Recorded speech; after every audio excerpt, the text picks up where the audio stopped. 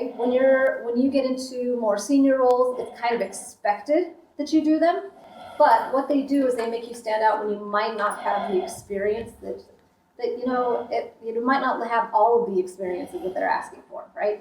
If you meet like 50, 60, 70%, this is a great way for people to have an understanding and connect the dots on how you can be good in a role.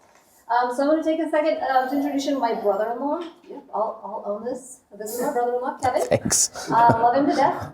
And he put one of these together. And he did it because he knew that he had the experience, but he needed to connect the dots for a job.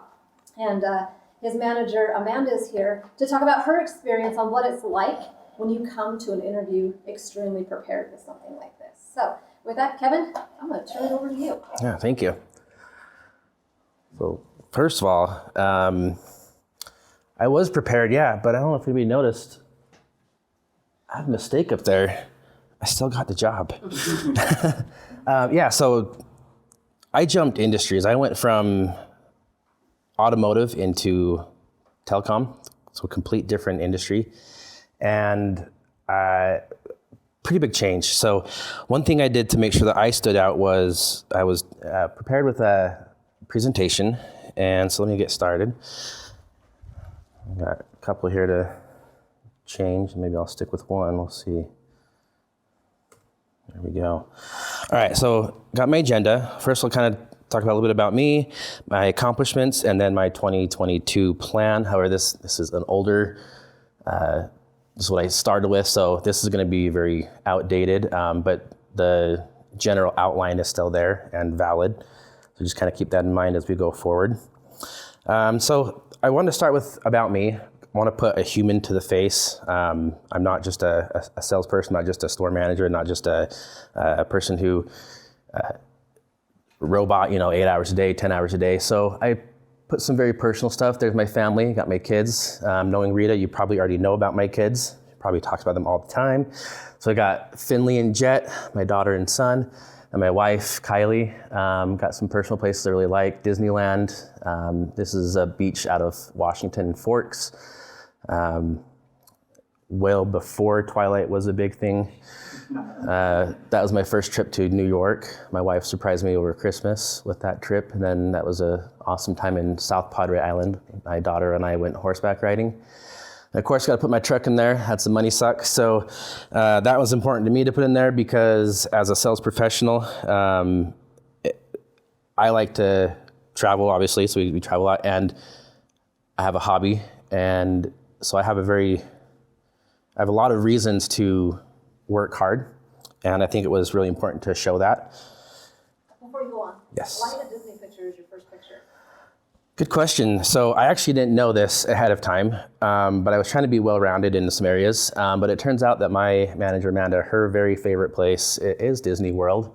While that's Disneyland, it worked out really well. So when I posted those pictures, she actually had asked, hey, how did you know that was one of my favorite places? And I was like, well, I didn't know, but it worked out really well. So when you're, putting these together, do some research on the people you're interviewing with, try to put some personal places that might get some level ground with the people you're interviewing with. It definitely helps to kind of the icebreaker and get some common ground underneath you. And then just like travel, so that seems fitting. And I think she can attest. I really do like to travel. I think this last week we went to California, went to Glenwood Springs, and over spring break. So we get out.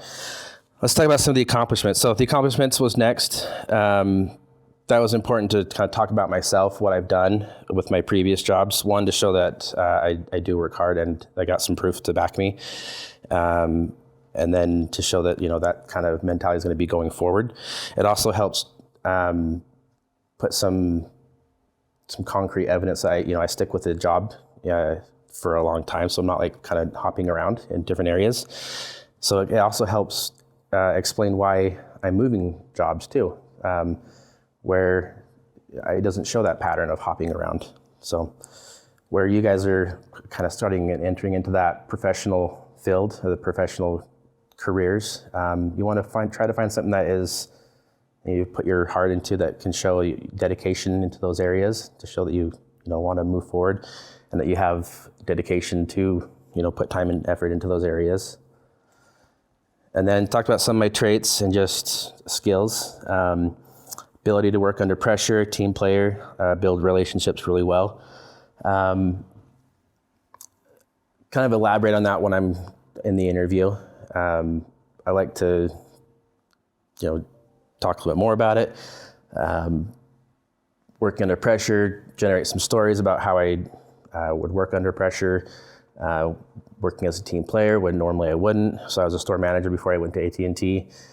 Coming from a sales position into that store manager, so well-rounded. And that was good to put that in there because it showed that ability to adjust and change roles easily and then building relationships. So kind of move on from here. Some of the challenges. So one of the biggest things that I knew was going to be the elephant in the room, I wanted to address it right off the bat. I was moving from a complete different industry into another one. I mean, automotive and telecom is not the same thing. I was a store manager at Napa Auto Parts, moving to AT&T. And so I knew that was going to be a big thing. So I made a point to put it on here, talk about it, had a plan to address it. What I was going to be doing, building my new clientele and learning a new company. I don't think I could stress it enough that I knew it was going to be a big change for me. And I wanted to make sure that I stood out for that I was going to make sure that was not going to be a problem. This next part, again, don't judge me on it. It was a few years ago. I know some things have changed, but we can laugh and point now. But I wanted to make sure that this, it was a quote that I liked. Don't be afraid of new arenas. So yes, I was moving this new market, this new industry, and Elon Musk has definitely been a pioneer in a lot of areas, a lot of things. So that was a quote that I liked at the time. So how was I going to do it? Well, I'm a hunter. I hunt new business. That is my sole role with AT&T. So a lot of phone calls, a lot of door knocking, a lot of meeting new people, networking. Like that's what I do. In fact, on the way out here, I snapped a picture of a marketing car, and I was like, I'm gonna take that and call them later, So like always be like, that's just me. I'm always ready to call. Yes. Question for you: how did you find out this information? How many informational interviews did Ooh, yes. Okay, so I had some inside help, but I also reached out on LinkedIn to call people who worked with Amanda and got some inside information. So I kind of knew what was expected beforehand. So I knew that there was, at the time, there was 30 calls minimum a day, 25 calls or 25 door knocks a week, a certain number of proposals, whatnot. But I kind of had an idea of what was expected before going in. So when I interviewed, it was very easy to say, yeah, I can do this. If this is what's expected, this is what I can do. And then also bring to the table more. So I also learned some AT&T jargon. So I was able to speak to what their AT&T is already talking about. So green space, that's current business, current customers with AT&T. White space is new customers. They also call them new logos. I don't know if I put that on there though. Kind of hit back on continuing to learn the AT&T products, build a network in the industry. And I also touch back on Salesforce. That's our CRM. If you don't log it in Salesforce, it doesn't happen. I've also learned that the hard way. I put it on here, but it comes back and bites you even if you don't pay attention to it. So, any questions on that part about reaching out to people who work for companies that you're trying to apply for? Any questions on how to start that process? People want to talk to you and tell you, right? Yeah. Did you have anybody turn you down? Nobody. Even if they were not necessarily happy to be there, they were still happy to tell me everything about their job, good and the bad. And it's important to hear both sides too, because not everybody's happy, and a lot of people are happy. A lot of people were happy to begin with and weren't happy later. So things change. No questions on that? So all of you guys are calling people that you're trying to apply for? Yeah? Okay. So I talked about my vision. This is still my vision today. Although I've had some really good couple years with AT&T, I still have not hit that first vision of that first goal of what even put it there. Yeah, top performer. I mean, I've been the top performer month over month, but for the year, I was been pretty good. So yeah, my vision, I wanted to be a top performer, working with the developed team, using their experience to get ahead of the curve, which I think I did a pretty good job. I think I came out running pretty hard. Became an established sales executive. I don't think there's a person on the team that doesn't call me almost daily to just bounce ideas off, get some ideas, and hit my monthly quota. I've been doing pretty good at that this year. I think there was 1 month that I haven't hit my quota, and it was just shy. So I think that's important to make your goals known, because one, it makes you accountable, and your new manager knows that you're accountable for it as well. So my strategy, again, I knew what was expected, so I knew I needed to put it in here as well, so that I knew what was expected, and my new manager knows what's expected. And it kind of puts me in the play of, in the mindset, okay, if I'm in that role, this is what I'm doing. Daily checklist, list all those things that were expected at the beginning, 10 meetings, 5 opportunities, 125 calls, all those things that I learned in those previous interviews with current employees, I brought back here as ammunition to make myself stand out. So after that, the last question I asked Amanda was, what's your most wanted? Was your hit list? What area did you have available? I'd like to create, some kind of a hit list, some kind of a working list to go attack. And I can't remember what was said, but it turned out pretty good. So here I am. Any questions? Yes. How long have you been in your current role? I've been here since 2022, so 2 years. It would be 2 years in July.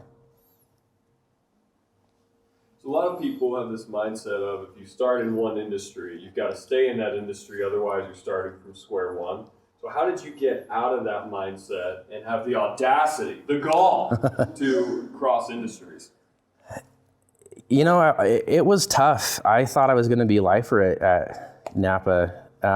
There's definitely some, you got to have a change of mind, change of heart.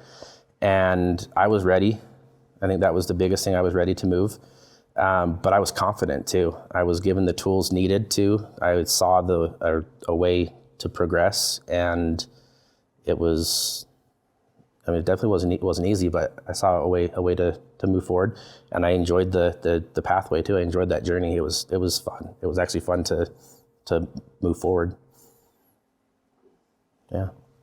So back to the informational interviews, actually. Okay. When you reached out to people in the company, how did you decide which people or which positions in the company to reach out to and talk to? Spray and pray. I actually asked them for referrals too. So the first person I talked to was super excited to talk to me. She was, gave me everything that she enjoyed.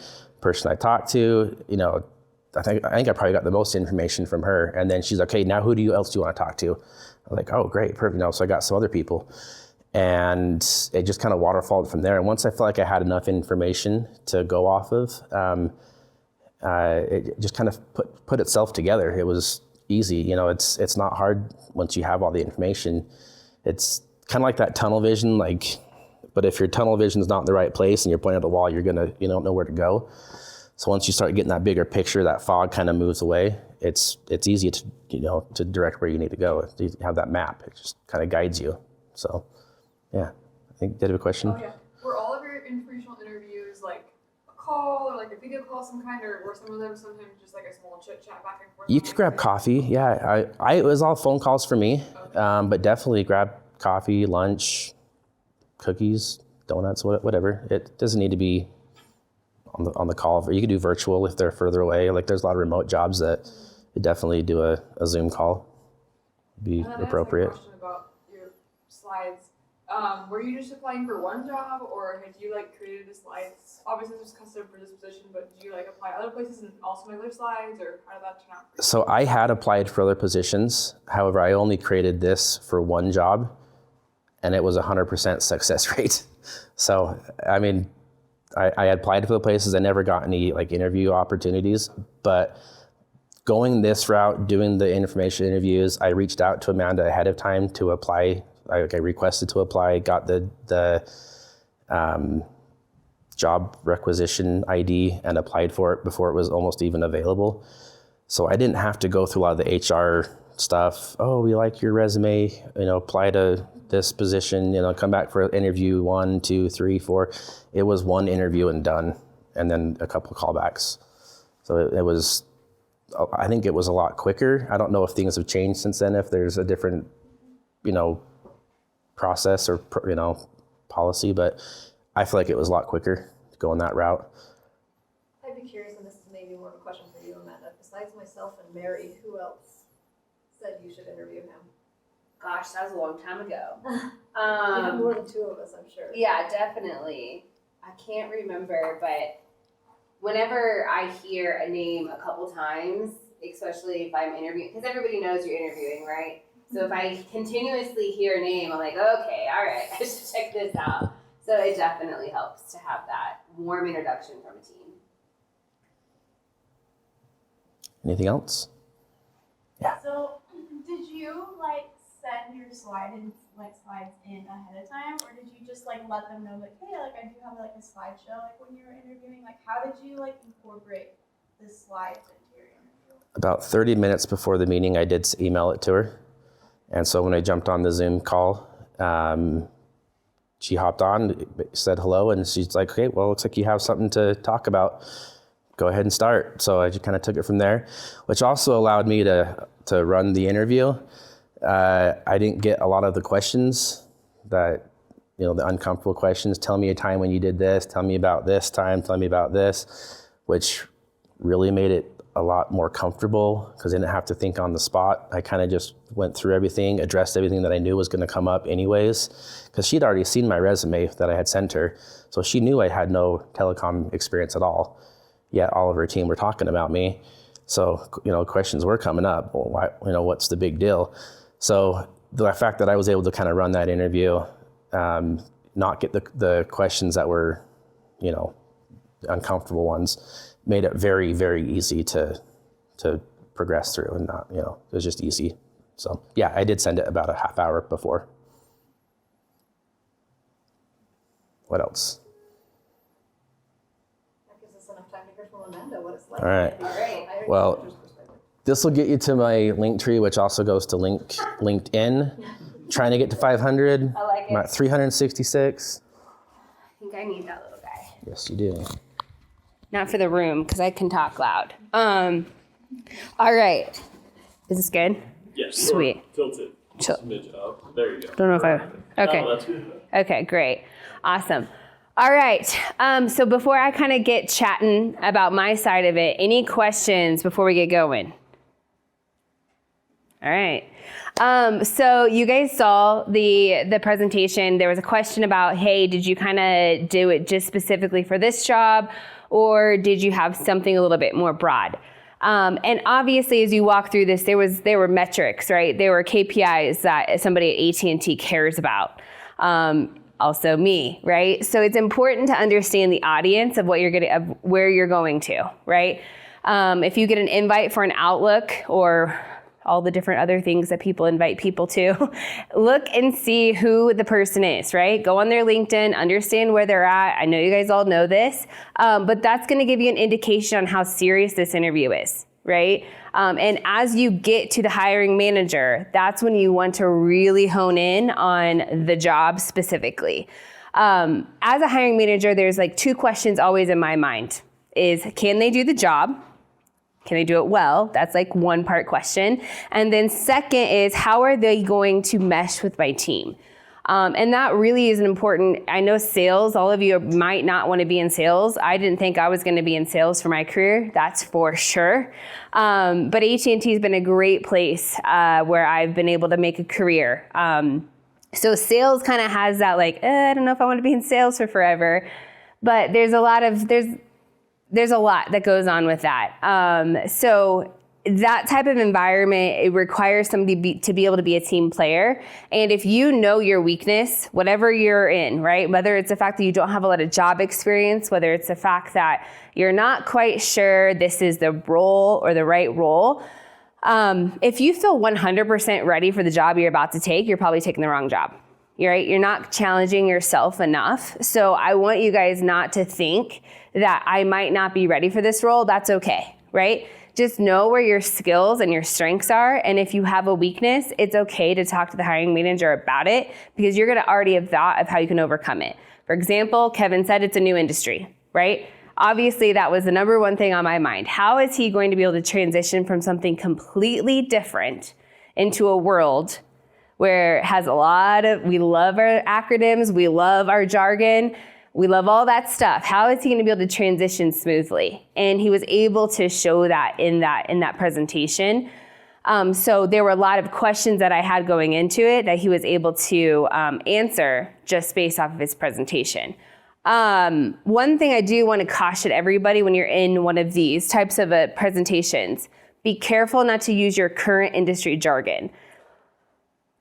Because I get a lot of like software people and I'll tell you, they talk and I'm like, wait, what are they saying to me? And it instantly shuts off the hiring manager because they're not quite sure what you're saying. They're trying to piece it together and you've lost credibility and they're already thinking about other things. So I just wanted to kind of caution you with that because we did talk a little bit about jargon. But what questions do you guys have for a hiring manager? It can be related to the deck that I had that was presented, any questions that I had going through, or just the process from someone at AT&T. Yeah. Was it invasive for him to send a presentation deck beforehand? Did that feel like he was trying to hijack it? And great question. Because a lot of students often feel that. Yeah. They're like almost pushing the boundary of what's acceptable. Right. That's a great question. I've had an array of these come across my desk and into my inbox and presented differently in every way, right? The difference for me was this was me, it was him walking me along his actual resume in a visual way, as well as how he's going to overcome the obstacles that he foresees being in this role. I've gotten it where they're like, hey, I'm going to take you through my 30, 60, 90. I know all these different things. And I spend 30 minutes of them talking and I haven't asked or I've not got to know them at all, right? Most of the time, haven't hired one of those people. And they might be great, but it's just, I felt like we didn't get a chance to really understand how they would be in the role. I felt like they were trying to walk me through, kind of pound it into my head that they're going to be good, but I don't think that it was like there wasn't a lot of thought process. So it's all about how you present it, one, and two, it's the intention behind it. Yes, you're trying to get the job, but this was really I want to get to know you, I want you to get to know me, and I also want us to be able to see how I'm going to fit in this role, and here's the obstacles that I can foresee, but here's how I'm going to overcome those. So it's all about the presentation and how you deliver it. Yeah? Do you think you would have still hired him if he wasn't taking this route? Take which route? Doing this? Yeah. I'm not going to say no, but there would not have been one interview. There would have been multiple interviews. There would have been a panel interview that would have been introduced because I will tell you, every hiring manager fears they're going to make a very big mistake hiring someone because you are committed to them for at least 6 months most of the time. So if you go through performance management, training, all the different stuff, it is a big decision. And sometimes, I think hiring managers like to pride themselves. I lost that. It happens. You hire some bad people. But I'm not going to say no, but it would have been a much more difficult process and I would have had a lot more questions on if he would have been right for the role. So I want to stop there though. You said one interview, right? Yeah. She knew in one interview because he presented himself well that he was the candidate that she was going to hire. I think it's more because maybe by doing this he gives her the confidence that he's not gonna fail her as a hiring manager, and then she has to be like, bad decision, you know. Yeah. Because it's still the same person, you know. And I can apply maybe a lot of these things in a traditional normal interview without a slideshow, without a promotional interview, you know. But I think the way that you present it, it just gives you as a hiring manager more confidence and say, hey, like, Yeah. kind of put us aside, you know, from other candidates. And to that point, sometimes you don't have the ability to take control of the, the interview, and you're sharing your screen and showing what you've prepared. Your follow-up is really important. So let's say you had a follow-up that was a short deck. I don't know the layout that you guys are working on. But my advice would be is if you have something prepared and you didn't get the opportunity to present it, always follow up with it. It goes a long way. And please just send every interviewer a thank you note. I know it's old school now, but it's important. And like my boss, she's a little bit more traditional when it comes to that. If you don't send a thank you, not happening. So just send a thank you. But you did also hear that she pulled his resume through HR, and he didn't have to go talk to the HR representative. He didn't have to go through any of that process because she had heard about it through the informational interviews. Yes, think you're first. Yeah. What is the traditional process of hiring? That way we can Yeah. compare like the Yeah. interview versus. And you've also said that 30, 60, 90. What does that mean? Thank you. To answer your first question, the normal process is the requisition or the job posting is up online. You either find it, you see it on LinkedIn, all the different ways that AT&T or a recruiter lets you know about a position. If you come through a recruiter, you interview with them, and then they put your application into AT&T or to another company. If you're coming through yourself from the employer's website, you put your application in. AT&T has a pre-screening questionnaire. They have a video interview. So there's like 2 to 3 interviews, some video, and also we have a screener before you get to the hiring manager, which would be me. So that's the traditional process. Once it gets to me, Kevin did get a one and done. I don't do that anymore, not because of Kevin, but I made a couple decisions that I'm like, maybe I need to just sleep on it a couple dates. But typically it's 2 to 3 after that. I am also having people shadow nowadays, so the job market is a little bit different. More people are wanting jobs right now, and it is very important to vet the people that are wanting jobs that I'm finding, at least in AT&T in Utah. 30, 60, 90 is this. You'll probably be asked this at some point in your interview process. Is based off of what you know about the job. How are you going to perform, and what are you going to do? What key metrics are you going to hold yourself to or accountable in the first 30 days, 60 days, and 90 days? And if you have a hiring manager like me, I won't tell you what to do in it. I will give you tidbits throughout the interview. I'll ask you questions. I'll give you expectations, and my thought and my goal is that you take that information from the first interview and you tie it into your presentation. Good question. I think you had a question, right? Yeah, I was curious. Have you had people reach out to you directly for kind of an informational interview, pre-applying or? For a position that I have? Yeah. Do you ever talk to those people, or are you just yeah? I'm kind of mean. I think it's a great question. Yes, it has happened. I'm trying to decide. I think I put them off to my team. That's what I've done. I've given them to my team to kind of answer the questions. Not out of any reason, but I really don't like to have preconceived ideas. I don't want to chat with you until we're talking about the actual role.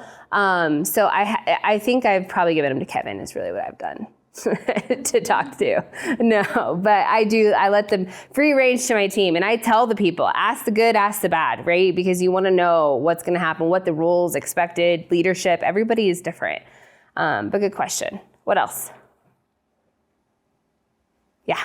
How common would you say a slide deck is, and do you prefer it more than being able to just grill someone? What's your preference? I will say slide decks are becoming more popular, but how they are presented is very different. So that's a big important piece. And what do I prefer? I prefer to understand like, here's the thing.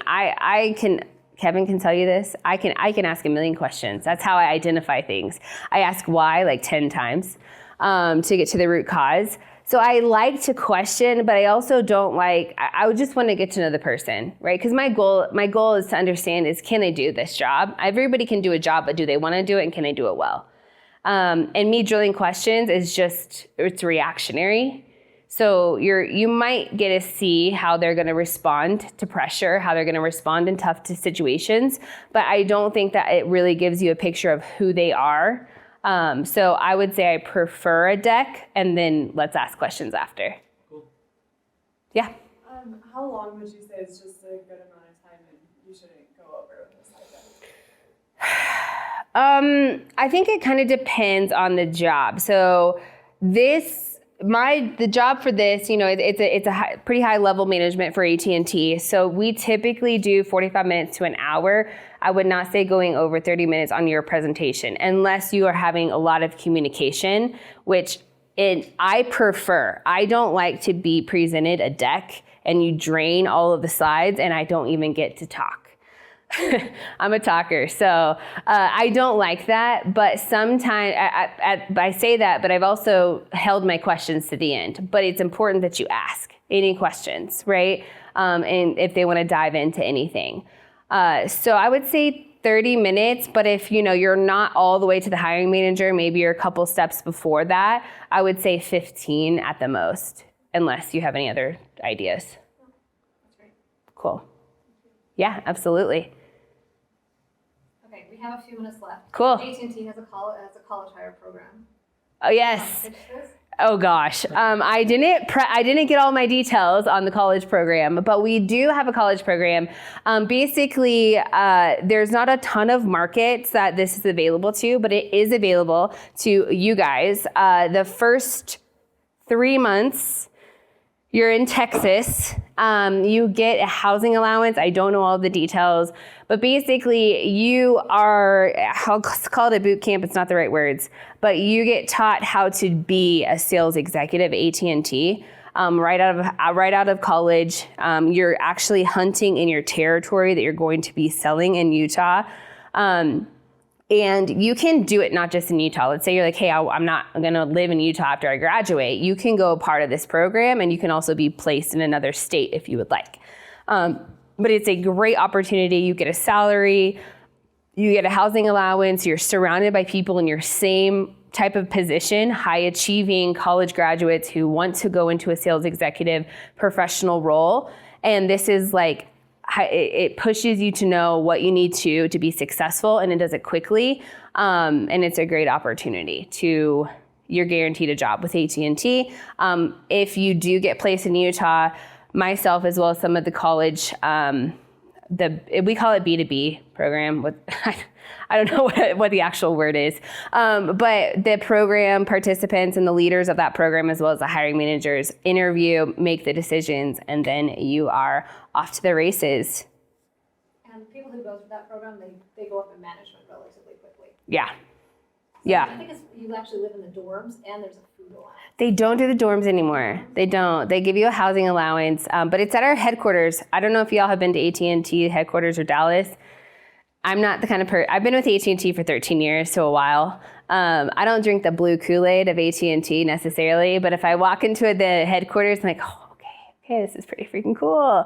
So it's really cool atmosphere. You're going to be around some really cool people, and you're at our headquarters where all of the bigwigs of AT&T are, so you're exposed to a lot of different people, a lot of different layers of leadership, and a lot of ways, a lot of different departments, right? It's not just sales. You can see a massive organization and everything that it takes for us to work. So it's really, really cool. And if they're interested? Yeah, if you're interested. Yeah. Let me know, let Rita know, let Kevin know. We can get you placed and get you the application process. Yeah. And get you people for informational interviews. Yes. And to clarify, what are you selling? I know AT&T offers like the wireless service, but as a B2B or as a salesperson, what would you be selling? What are you knocking on doors for? What are you calling? Yeah, great question. At the end of the day, it's all about connections. So it can be cellular connections, whether it is wireless internet, whether it is your cell phones, tablets, fleet management, watches. I'm missing things. Like there's a lot of different unique solutions. My sellers are compensated. Their compensation component is based off of how many activations to AT&T's network. But you're not limited. AT&T is Yeah. a large company. They do security services. They do wired internet. Yep. They do the whole gamut. Yeah, there's a lot. There's a lot. Our portfolio is a little bit out of control, but it's good. It's good. Cybersecurity. Yeah. It's a whole thing. Cool. Anything else? Awesome. All right. Thank you. Thank you.